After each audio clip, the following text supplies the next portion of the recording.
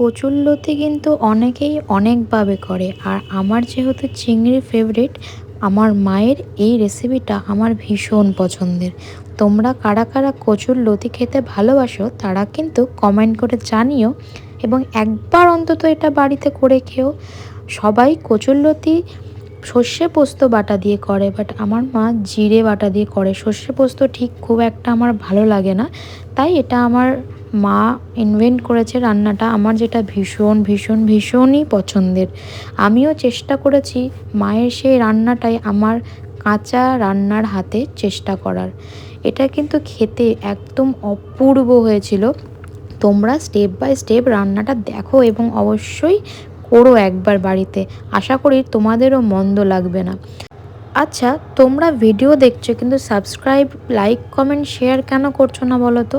তোমরা যদি like, comment, share না করো তাহলে আমি কি করে বুঝবো যে তোমাদের ভিডিওগুলো ভালো লাগছে? দেখছো বাট ভালো লাগছে কিনা সেটা বোঝানোর জন্য প্লিজ একটা করে কমেন্ট আর একটা করে লাইক তো দিয়ে দিও। তাহলে আমি আরও আরও সুন্দর সুন্দর রেসিপিস তোমাদের সাথে এরমভাবেই শেয়ার করতে থাকবো। আমি অত ভালো রাঁধুনি নই, একদমই কাঁচা হাতের রাঁধুনি। সেইভাবেই তোমাদের সাথেই চেষ্টা করি রান্নাগুলো শেয়ার করার, যাতে তোমরাও ইজিলি করতে পারো। আমার চিংড়িগুলো অনেক বড় বড় ছিল, তাই আমি ছোট পিস করে নিয়েছিলাম। তোমরা চাইলে গোটাও রাখতে পারো।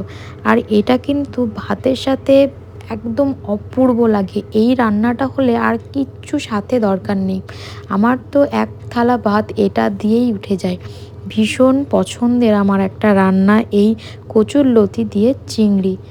আমার খুব ভালো লাগে। তোমরাও একবার ট্রাই করে অবশ্যই অবশ্যই জানিও। টাটা।